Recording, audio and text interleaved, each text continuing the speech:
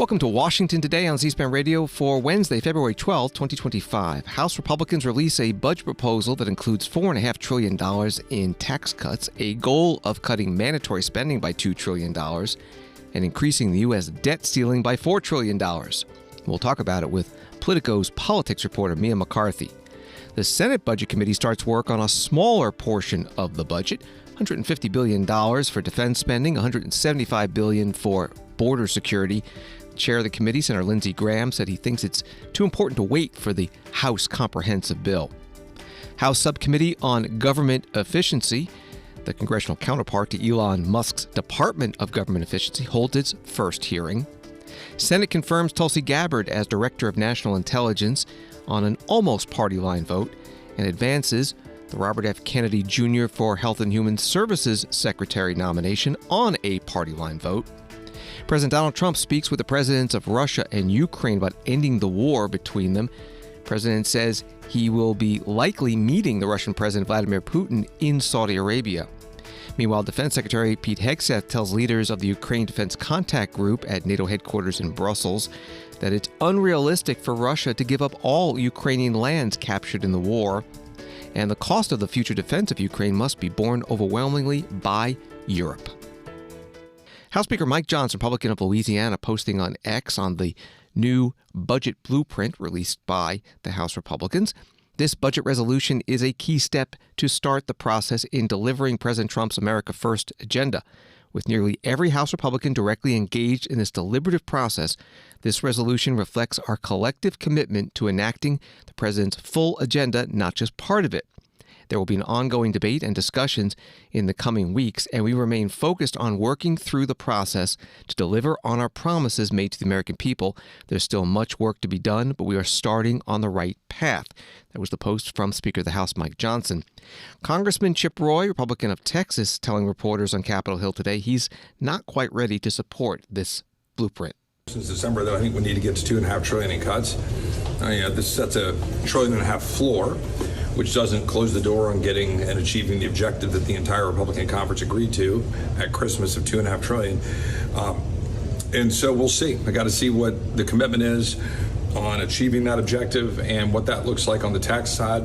There are issues involving whether we're going to be able to get fully to remove the green scam subsidies. And I need to know what appropriations are going to look like. If you're asking me to spend defense money through the reconciliation process, then I need to know that we're going to be holding appropriations in check come March 14th, when the current government funding expires, and then obviously again in September when we're already looking at FY26. So a lot of variables left I got to look at. All right, thank you, sir.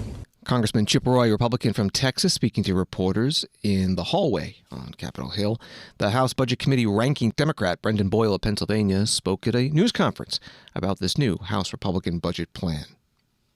Just minutes ago, House Republicans finally released their budget resolution, and I congratulate them on reaching a landmark agreement amongst themselves, we think. But the reality is the details are exactly as we feared and expected. It is a Republican betrayal of the middle class. We just waged a whole long presidential campaign in 2024. And what was the top issue? Top issue here in the United States was the same as most Western democracies. The fact that costs had gotten so high coming out of the post-pandemic era. The inflation crisis has hurt families in America and indeed worldwide. That is what Republicans and Donald Trump talked about during the campaign. So what's in their budget? Nothing to bring costs down. Absolutely nothing. But what they do have is $4.5 trillion of more debt.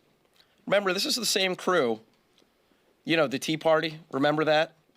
This is the same crew that when Democrats are in charge, cry crocodile tears about deficits and debt. But then once they're in office, they blow up the debt far more than any Democratic president or Democratic Congress has. And why? Is it to help the middle class? Is it to help working Americans in my neighborhood in Northeast Philadelphia? No. It's to give massive tax cuts to billionaires and to elite corporations. Congressman Brendan Boyle, Democrat from Pennsylvania, ranking member on the Budget Committee at a news conference. Joining us now on the phone to talk more about the House Republican budget proposal is Mia McCarthy, politics reporter with Politico. Thanks for being with us. Can you run through the categories and the numbers? What is in this budget resolution? Yeah, so right now there's still in this budget resolution that they released this morning. It includes a floor of $1.5 trillion in cuts. And that's kind of the big contention point right now, because a lot of hardliners in the conference want it to be at $2 trillion. So they're pushing for that and actually still negotiating that right now. There are spending cuts across, like I said, all the different committees, but that exact number seems to be the thing that people are getting, that conservatives are being hung up on right now. What about the extension of tax cuts and the spending involved in that? Yeah, the tax cuts, it looks like, I believe it was $4.5 trillion that it was at. I'd have to double check where things are at right now, but that's where it was at. That was what was released this morning. Yeah, $4.5 trillion in tax cuts. So that's something, that has also been kind of back and forth between Chairman Jason Smith and between Jody Arrington, who's been pushed for, more cuts. But the question of a lot of these tax requests that Trump has made and how do you offset that? This, I guess, is the one big beautiful bill that President Donald Trump and the House Republican leadership have been talking about. And so is it going to include everything else in the agenda that they had mentioned, border security and energy development and all of that? Yeah, so this House one that they're looking at right now has about $300 billion in new border and defense spending. It would also raise the debt limit by about $4 trillion, which was something Trump had pushed for last year in the last minute spending bills. So that, which would cover about 2 years for the debt limit. So I think they're still working out. It's going to be a question of how far these cuts can go for key conservatives, and if you can offset his tax asks with a lot of these spending cuts as well.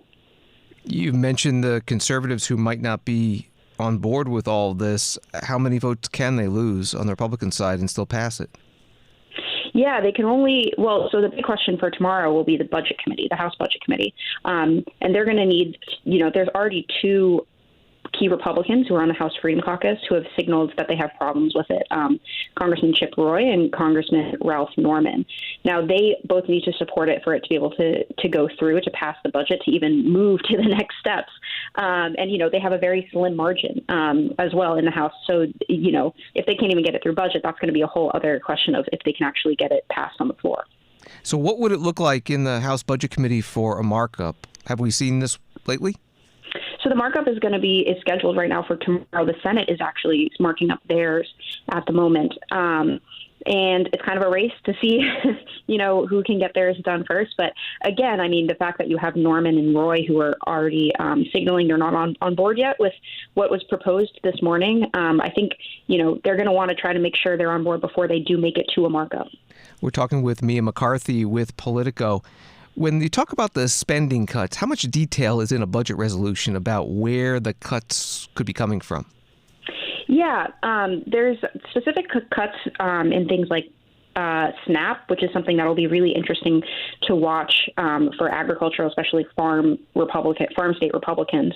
There are certain safety nets that more certain Republicans have pushed to not necessarily cut those areas as well. But again, you have these hardliners who have been pushing for deeper cuts in a lot of these. So for the Agriculture Committee, I believe it's about $230 billion across different programs that they're looking at.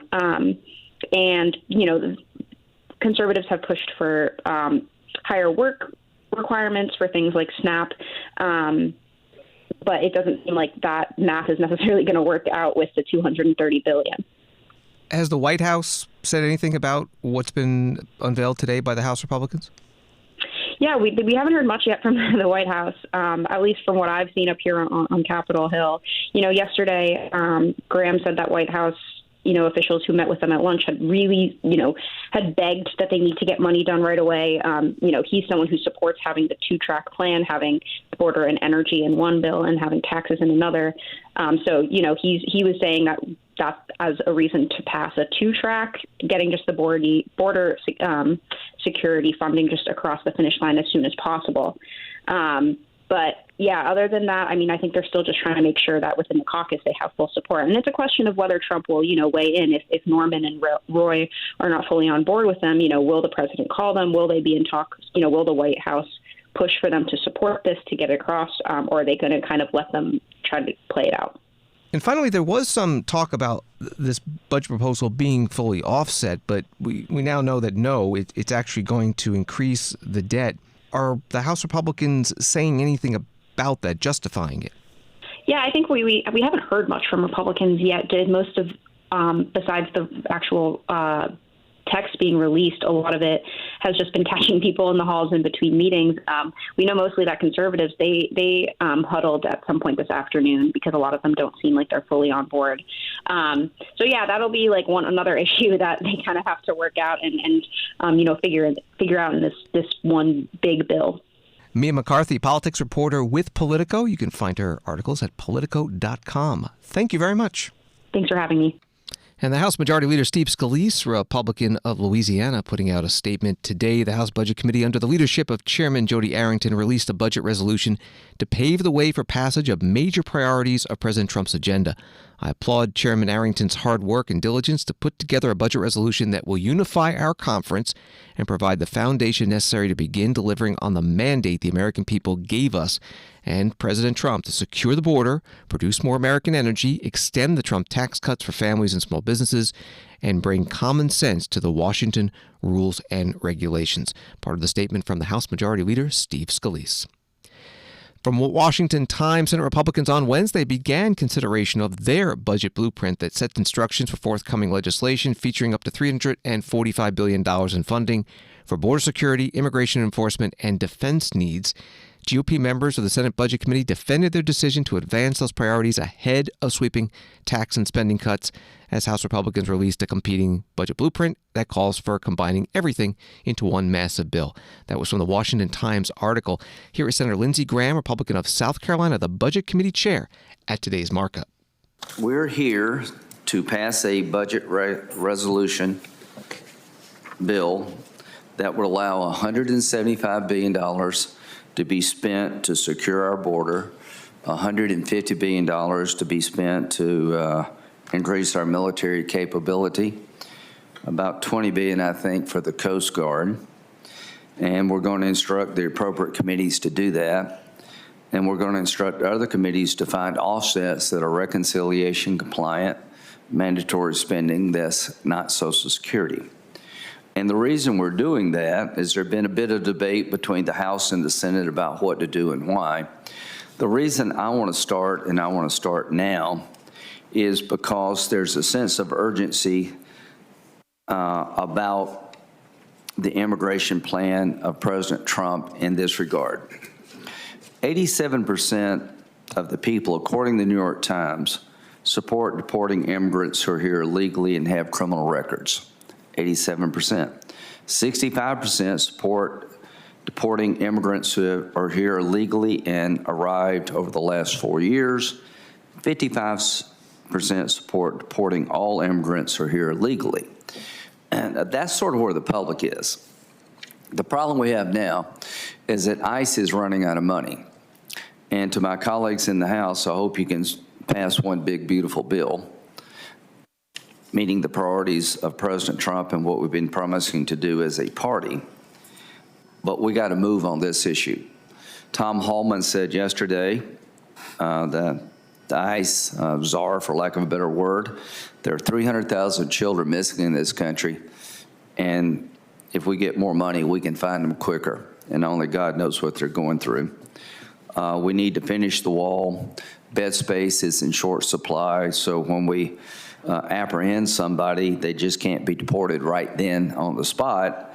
They have to be housed, and there's a legal process to go through, and we're running out of bed space, so we desperately need more detention space, and we need more ICE agents to make this happen. Senator Lindsey Graham, Republican from South Carolina, chair of the Budget Committee, at today's markup of his budget resolution. Another committee member, Senator Tim Kaine, Democrat of Virginia, said the committee is focusing only on immigration and border security, and it misses the larger budget picture. This is a Trojan horse. The advertised purposes of this resolution are twofold: border security and defense. Let me take defense first. I'm on the Armed Services Committee. Do you need to use reconciliation to do defense spending? We not only spend hundreds of billions of dollars on defense in a bipartisan agreement. Just last year, we twice added to that. In an April supplemental bill, we added money to defense.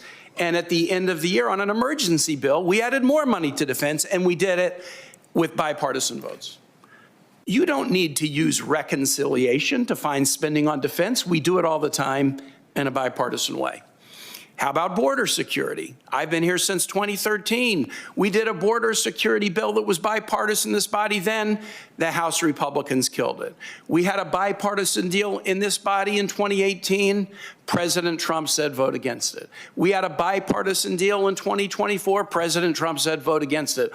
All of those bills had significant resources to invest in border security. Donald Trump and House Republicans opposed them. We just passed an immigration bill, the Laken-Riley Act, that got bipartisan votes. You do not need reconciliation to do defense. You do not need reconciliation to do border security. There's a demonstrated track record in this body that both of those can be done in a bipartisan way. So what's this bill about? If you don't need reconciliation for defense and you don't need reconciliation for border security, what's it about? And that's what my colleagues have discussed. The effort that has begun today is an effort to dramatically cut spending on programs that affect everyday Virginians and everyday Americans. Those dollars, combined with the tariffs that Donald Trump is laying on American families that will make everything more expensive, then go into a big pot that gets used to fund tax cuts for the wealthy.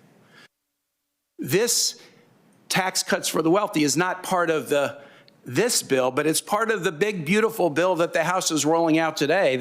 They're suggesting there need to be $4.5 trillion of tax cuts, and we know they will go to the wealthiest. That is the end result of this. Senator Tim Kaine, Democrat of Virginia, at today's Senate Budget Committee markup of a budget resolution that deals with border security and defense. You heard him mention reconciliation. That is the budget process by which the Senate can pass a bill with a simple majority, not needing a supermajority. From National Review, the first hearing of the House Subcommittee on Delivering on Government Efficiency, or DOGE, was held Wednesday and featured extensive discussion of the domestic and international criminal organizations stealing vast sums of taxpayer dollars from the U.S. government. Haywood Talcove, CEO of LexisNexis Risk Solutions, described to lawmakers the different kinds of criminals exploiting U.S. government benefit systems, pointing out that COVID relief provided a windfall of over $1 trillion to those criminal elements. In addition to COVID-related fraud, Talcove identified Medicaid, unemployment benefits, food stamps, and TANF as government assistance programs rife with fraud and abuse. That was from the National Review article. Here's part of the hearing. The subcommittee chair is Congresswoman Marjorie Taylor Greene, Republican of Georgia, questioning Haywood Talcove about what are called improper payments. Americans are shocked to learn that $2.7 trillion of their hard-earned tax dollars have been stolen or wasted in improper payments since 2003. You see, in the private sector, companies can't continue to run if they keep employees that allow waste and abuse with their resources. But that has continued for decades here in the federal government. Mr. Talcove, do private sector companies have a lower rate of improper payments than the federal government? Yes, the fraud rate that the criminals are taking advantage of in the public sector is around 20%. In the private sector, it's around 3%. And it's really because the tools that are used in the private sector aren't used in the public sector. front-end identity verification, self-certification, and then finally making sure that individuals are who they say they are.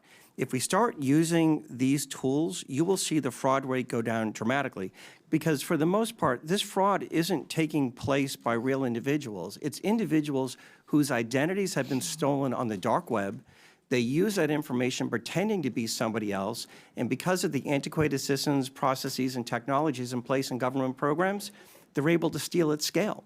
Right. So, Mr. Talcove, we would say that private companies that pretty much have to exist on a 20% profit rate, they are not allowed. They can't continue to be successful if they were to allow their customers' data to be stolen like that and used by criminals. However, the federal government, who can continue printing checks and continue in operation, never fixes its problems because it can't be forced to go out of business. Would you agree with that? Yes or no? Yes. One of the things I noticed during COVID was the criminals learned that government was the mark because it never runs out of money.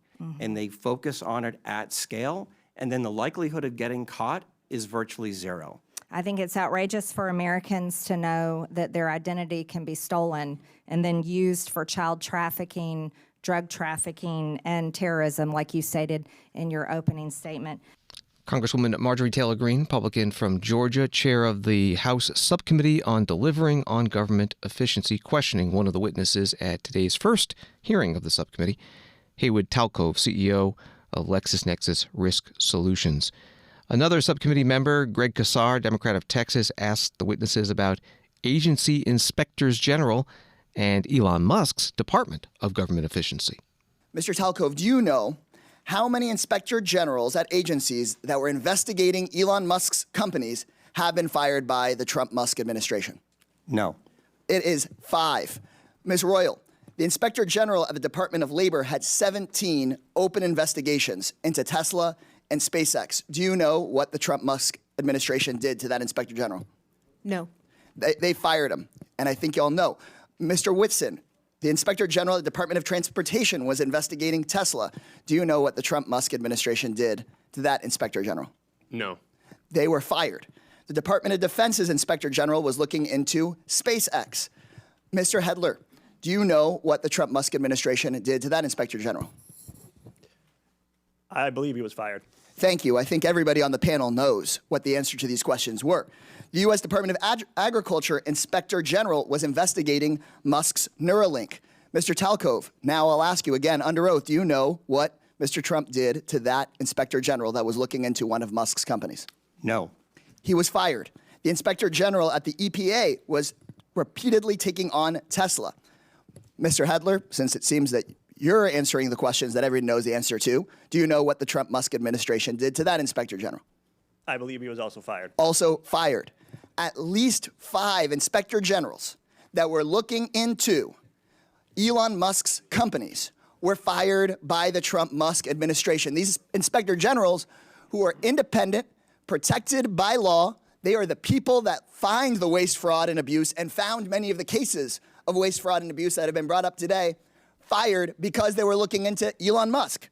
At the NLRB, the National Labor Relations Board, which is supposed to protect workers from getting their unions busted by folks like Elon Musk, made functionally broken by the so-called Department of Government Efficiency that really is the Department of Government Efficiency for Elon Musk, not for you. They are trying to shut down the Department of Education, the Department of Labor. You know what Elon Musk doesn't seem to be looking into? His own contracts. Congressman Greg Casar, Democrat from Texas, at today's first hearing of the House Oversight and Government Reform Subcommittee on Delivering on Government Efficiency, or DOGE, same acronym as Elon Musk's Department of Government Efficiency. Congressman Casar went on to say that Elon Musk will receive $8 million per day from his federal contracts, compared to the average Social Security payment of $65 a day.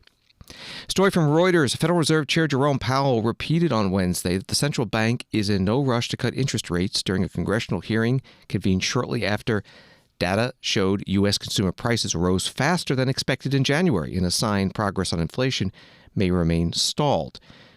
Powell told the House Financial Services Committee, "We are close, but we're not there yet on inflation. We have made great progress, but we're not quite there. We want to keep policy restrictive for now," a reference to Fed plans to hold its benchmark interest rate steady until it is clear inflation will decline to the central bank's 2% target. Rising prices for housing, food, and energy, with a sharp increase also for used autos, push the consumer price index up at a 3% annual rate in January versus 2.9% the month before. That was from Reuters. Here's part of today's hearing. Questions from Congresswoman Ann Wagner, Republican of Missouri. Chair Powell, under the Biden administration, American families were hit with a huge stealth tax from, as we've spoken about, inflation that drove up grocery prices and led to high rates on things like mortgages and car loans.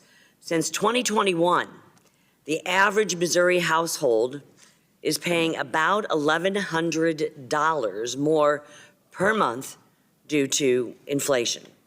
To put that number into perspective, the median family income in Missouri is $69,000. These families have had to spend $13,000 more of their annual income on the exact same goods. What specifically is the Federal Reserve's plan for making life easier for everyday Americans? So the best thing we can do for Americans is to vigorously pursue both stable prices and maximum employment. We're trying to get back to a long expansion where prices are stable around 2%. You seem to be there on labor, as you've pointed out. So tell me what else. Sorry? You seem to be there on labor. So what else? I would say we're close but not there on inflation. And you did see today's inflation print, which says the same thing. I mean, we've made great progress toward 2%. Last year, inflation was 2.6%. So great progress, but we're not quite there yet. So we want to keep policy restrictive for now so that we can see. We're definitely not there for 30-year mortgages, upwards of 7%. Congresswoman Ann Wagner, Republican of Missouri, questioning the Federal Reserve Chair Jerome Powell at today's House Financial Services Committee hearing, second day of Powell's two-day semi-annual testimony before the U.S. House and Senate panels. Story from Politico. President Donald Trump called for lower interest rates to go along with new tariffs he's planning, teasing a potential conflict with Federal Reserve Chair Jerome Powell, who is in no rush to cut borrowing costs as inflation fears grow. The president posted on his social media account Truth Social Wednesday morning, interest rates should be lowered, something which would go hand in hand with upcoming tariffs. Let's rock and roll, America. That from Politico. Wall Street today, the Dow down 225, NASDAQ up 6, S&P down 16. Washington today continues in a moment. You might have seen or heard a new promo spot from C-SPAN. Presidents Talking Democracy, from Jimmy Carter through Donald Trump. The spot ends with their new tagline, Democracy Unfiltered. C-SPAN's new slogan reflects what's new in America in 2025. A new presidency, a new Congress, a new moment in politics. Wondering where those quick clips come from? What was your context? And what else did the president say about democracy? Find out in the latest Democracy Unfiltered episode of C-SPAN's podcast, The Weekly. Find C-SPAN's The Weekly wherever you get podcasts.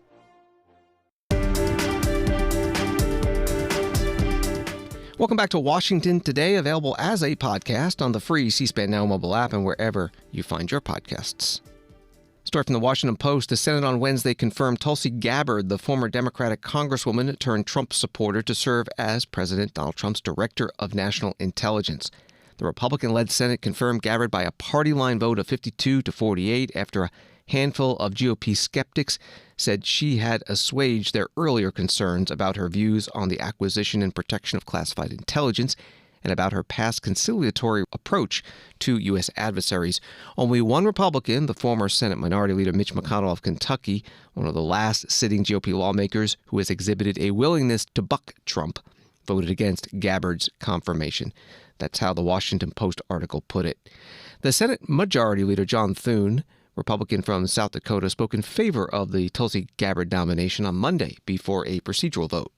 Ms. Gabbard is a patriot. She's someone who's motivated by service. And she's been serving her country and community since she was 21 years old when she was elected to the Hawaii state legislature. Like many Americans of her generation, she felt called to serve her country after the attacks of September the 11th. And after her first session in the Hawaii legislature, she enlisted in the Army National Guard. The following year, she dropped her re-election campaign to volunteer to deploy to Iraq, the first of 3 deployments that she's made. And it was after her second deployment, now as an officer and platoon commander, that she set her sights on making an impact on national and global issues, eventually being elected to the U.S. House of Representatives. Madam President, Tulsi Gabbard has worn the uniform of our country for the last 22 years, leading American soldiers in some of the most dangerous parts of the world. She also served 8 years in Congress, including service on the Homeland Security, Foreign Affairs, and Armed Services committees. By her own count, she's taken an oath to support and defend the Constitution of the United States at least 8 times. Madam President, as both a military officer and policymaker, Ms. Gabbard has been a consumer of intelligence. She knows that good decisions depend on having the best information. And she knows that the cost of bad information is measured in lives lost. Madam President, in recent years, there have been some significant intelligence failures. And these failures aren't confined to one agency or one part of the world. The intelligence community needs to refocus on its core mission, collecting intelligence and providing unbiased analysis of that information.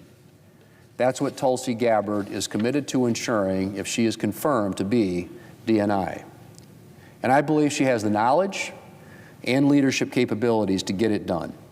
The Senate Majority Leader John Thune, Republican of South Dakota, on the Senate floor on Monday, right before a procedural vote on the Tulsi Gabbard nomination. The Senate today confirmed Tulsi Gabbard on a near-party line vote to Director of National Intelligence. And right before today's vote, Senator Mark Warner, Democrat of Virginia, Intelligence Committee Vice Chair, spoke about why he would be voting no.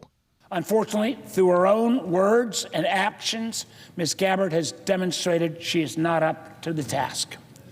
She took the word of Syrian dictator Bashar al-Assad against the assessments of our own Department of Defense, State Department, and intelligence community when she claimed that, and when she denied that Assad used chemical weapons against his own people.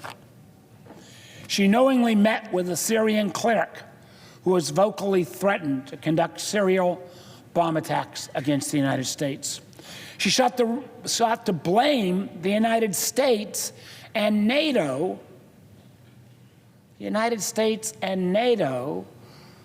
for Putin's illegal invasion of Ukraine.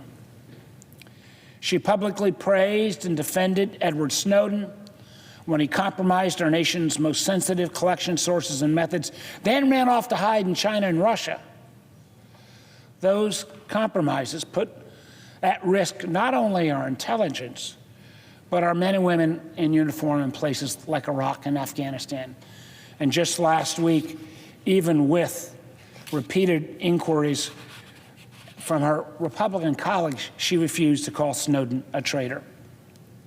Now, speaking of China, when asked about TikTok at her confirmation hearing, she refused to acknowledge the threat posed by China owning a social media company that reaches 170 million Americans. And all the way up until she was nominated to be DNI, she publicly advocated for the wholesale elimination of FISA 702. 702 is a tool that we use actively in the intelligence domain, a tool that contributes literally 60% of the information that makes up the president's daily brief. That daily brief, which will also fall under her responsibility, should be confirmed.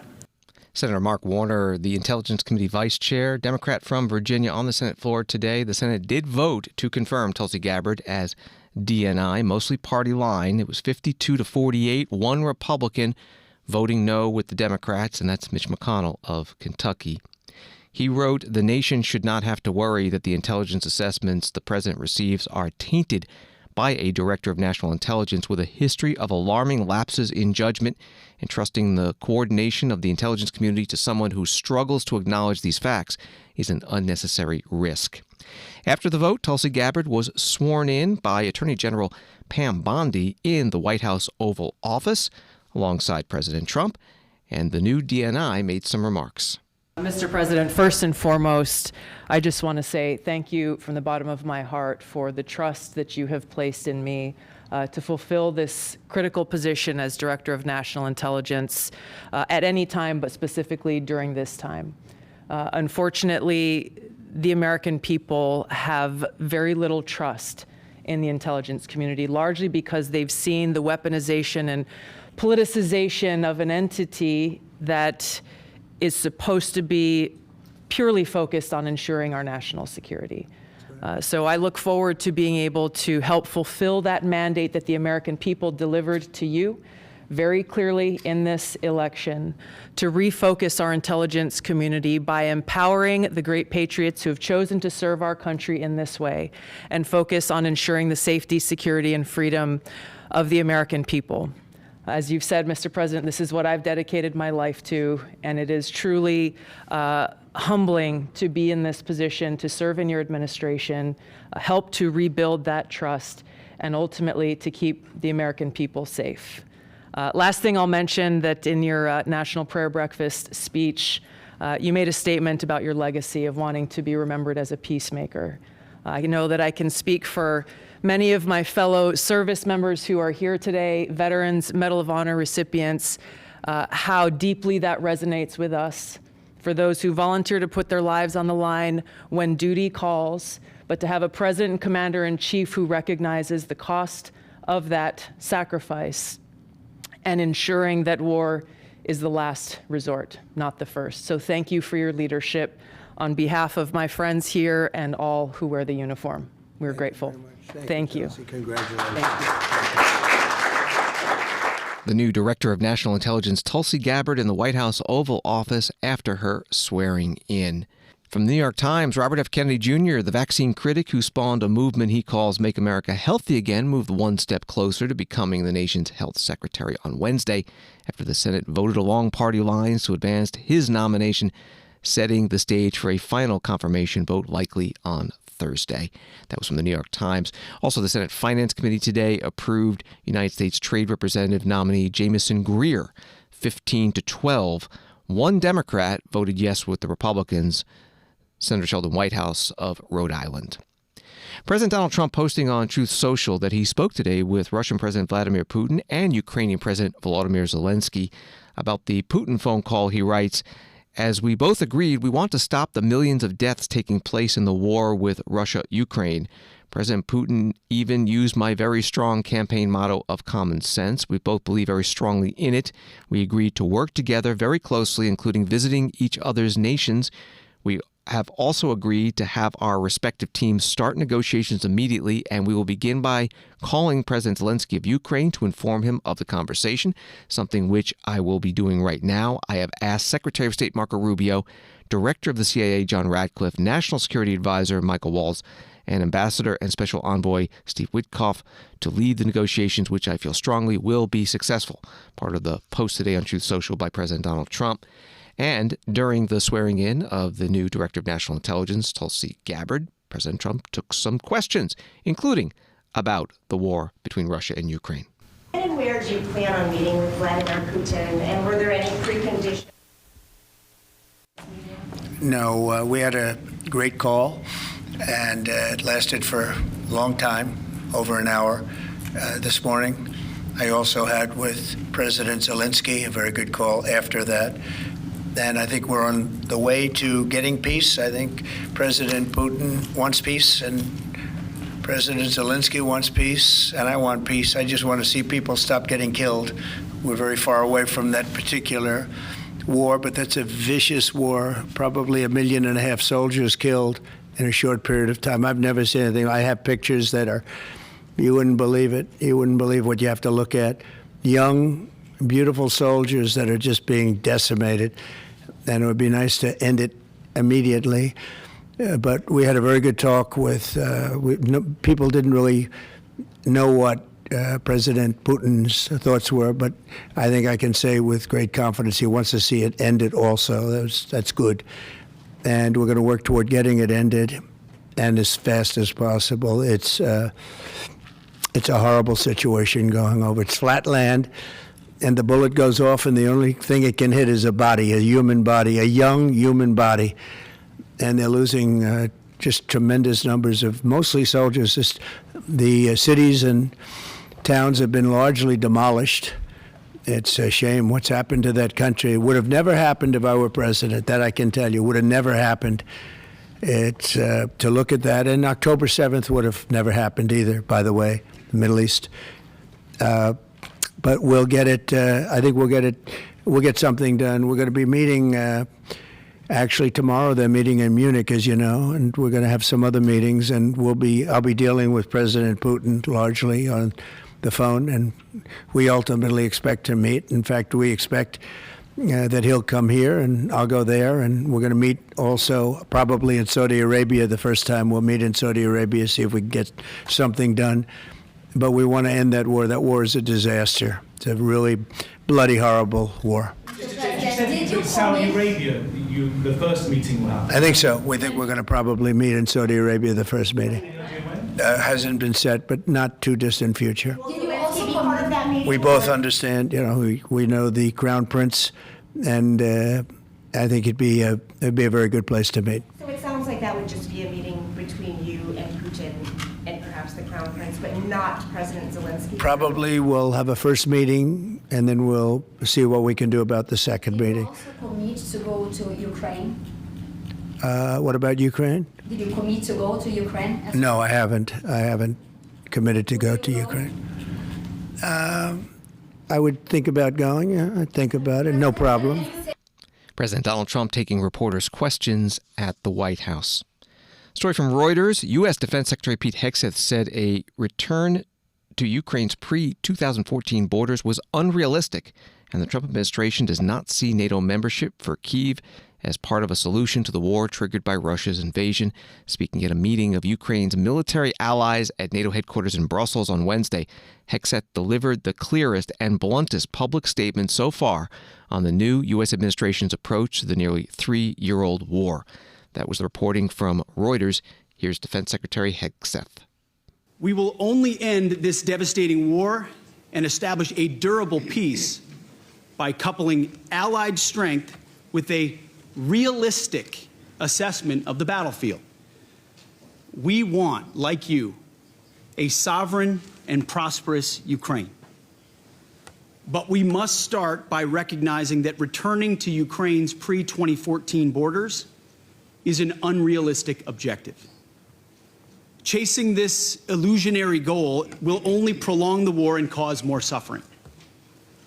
A durable peace for Ukraine must include robust security guarantees to ensure that the war will not begin again. This must not be Minsk 3.0. That said, the United States does not believe that NATO membership for Ukraine is a realistic outcome of a negotiated settlement. Instead, any security guarantee must be backed by capable European and non-European troops. If these troops are deployed as peacekeepers to Ukraine at any point, they should be deployed as part of a non-NATO mission, and they should not be covered under Article 5. There also must be robust international oversight of the line of contact. To be clear, as part of any security guarantee, there will not be U.S. troops deployed to Ukraine. To further enable effective diplomacy and drive down energy prices that fund the Russian war machine, President Trump is unleashing American energy production and encouraging other nations to do the same. Lower energy prices, coupled with more effective enforcement of energy sanctions, will help bring Russia to the table. Safeguarding European security must be an imperative for European members of NATO. As part of this, Europe must provide the overwhelming share of future lethal and non-lethal aid to Ukraine. Members of this contact group must meet the moment. U.S. Defense Secretary Pete Hegseth at NATO headquarters in Brussels at a meeting of the Ukraine Defense Contact Group. That's the coalition of 50 or so nations which have been aiding Ukraine in the war with Russia. Story from Politico, Russia's military expenditure is rising so fast that it is outperforming all European countries combined, despite their effort to boost budgets and rearm, according to the International Institute for Strategic Studies' latest military balance report released Wednesday. And from the Moscow Times, the United States is releasing Russian cryptocurrency kingpin Alexander Vinnik as part of an exchange deal that saw Moscow free U.S. teacher Mark Fogel a day earlier. White House officials said Wednesday. The official, speaking on condition of anonymity, replied yes when asked if U.S. authorities had released or would be releasing Vinnik in exchange for Fogel. Earlier on Wednesday, the Kremlin confirmed the two sides had agreed to the release of Fogel and one Russian citizen who is held in detention in the United States, but did not identify him.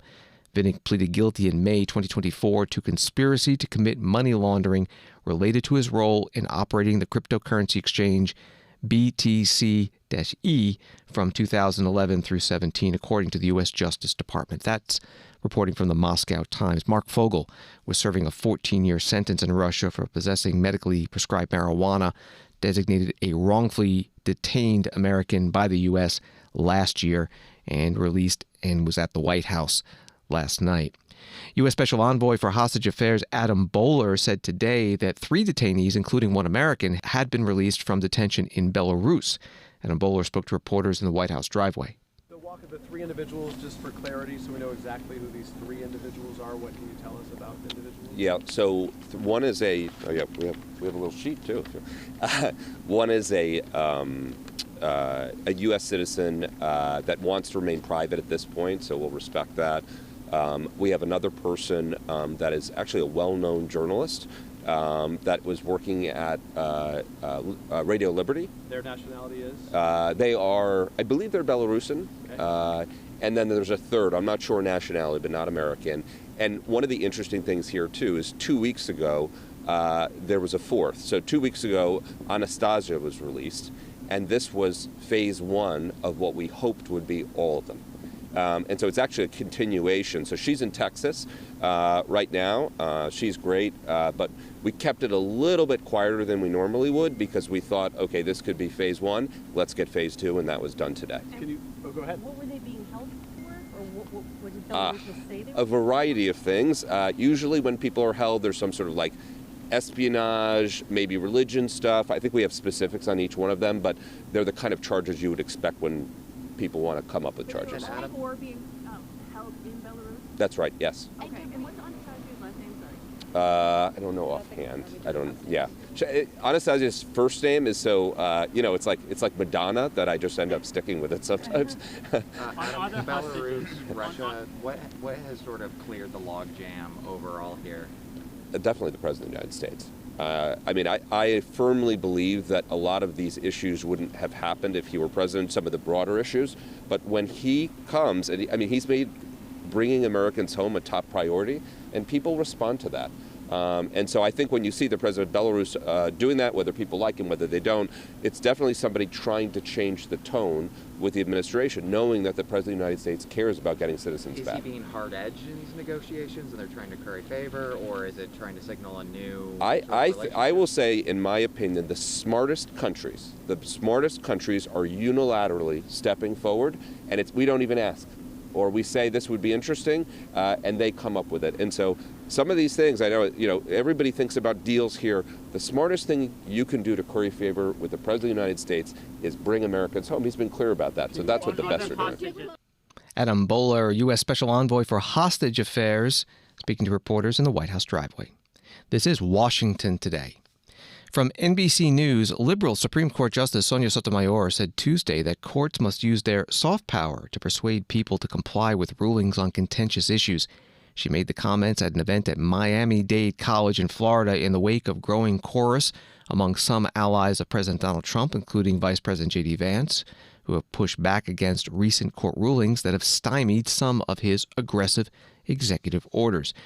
That was from the article at NBC News. Here is Justice Sonia Sotomayor. Our founders believed that they had created and they had and have created a pretty incredible checks and balances system. The woman who asked Franklin, she said, do we have a monarchy or something else? And his response was a republic. Our founders were hell-bent on ensuring that we didn't have a monarchy. And the first way they thought of that was to give Congress the power of the purse. And because that's an incredible power. They gave the presidency the power of the military. And that's also, and that means not just armed forces, but law enforcement, which is an incredible obligation of a president. They gave the courts the power to interpret. And we have to do it by persuasion. We have to, in our opinions, make it clear to the society, to the presidents, to the Congress, to the people, that we are doing things based on law and the Constitution as we are interpreting it fairly.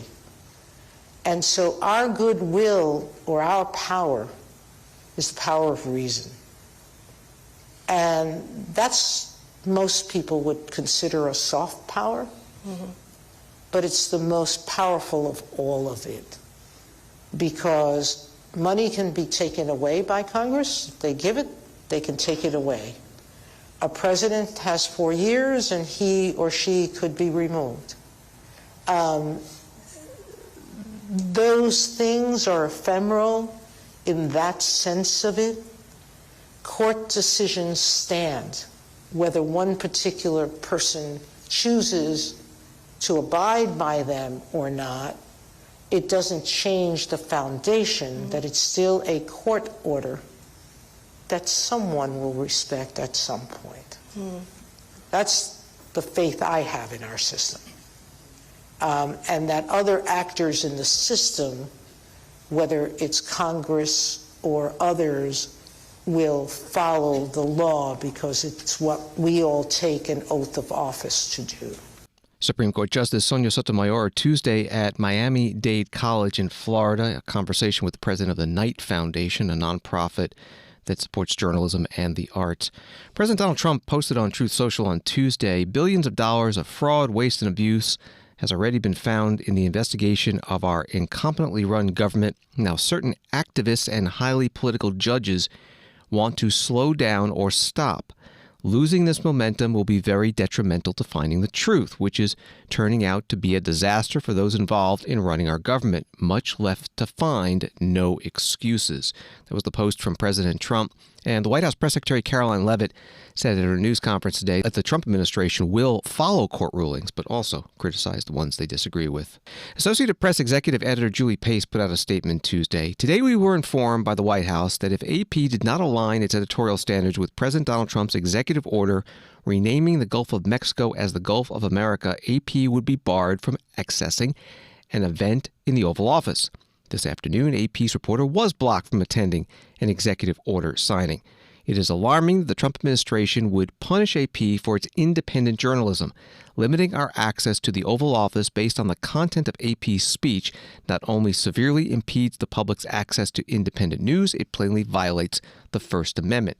That was a statement from AP Executive Editor Julie Pace, and this came up at today's White House briefing with Press Secretary Caroline Leavitt. Which White House official made the decision to bar the AP reporter from the Oval Office and the diplomatic reception room last night? Well, first of all, let me just set the record straight. It is a privilege to cover this White House. It's a privilege to be the White House press secretary. And nobody has the right to go into the Oval Office and ask the President of the United States questions. That's an invitation that is given. And there are hundreds of outlets on this campus, many of you in this room who don't have the privilege of being part of that pool every single day and getting to ask ask the president questions. We reserve the right to decide who gets to go into the Oval Office, and you all have credentials to be here, including the Associated Press, who is in this briefing room today. But isn't it retaliatory in nature is the argument, because the reason that the AP was barred, which they said was because they're not using the phrase Gulf of America, they're using Gulf of Mexico in line with their standards.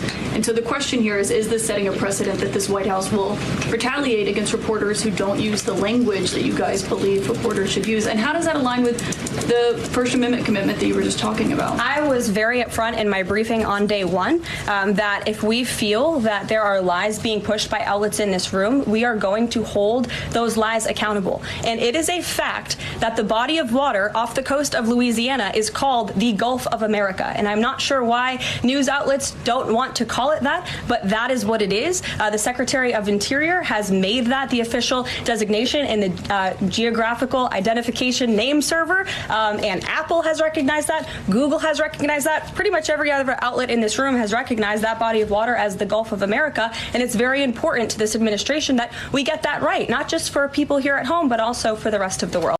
The White House Press Secretary Caroline Leavitt at today's news conference in the White House briefing room. Thanks for listening to Washington Today. Sign up for C-SPAN's evening newsletter word for word and get the stories making headlines in Washington sent to your inbox every day. Subscribe at cspan.org/connect. Have a good night.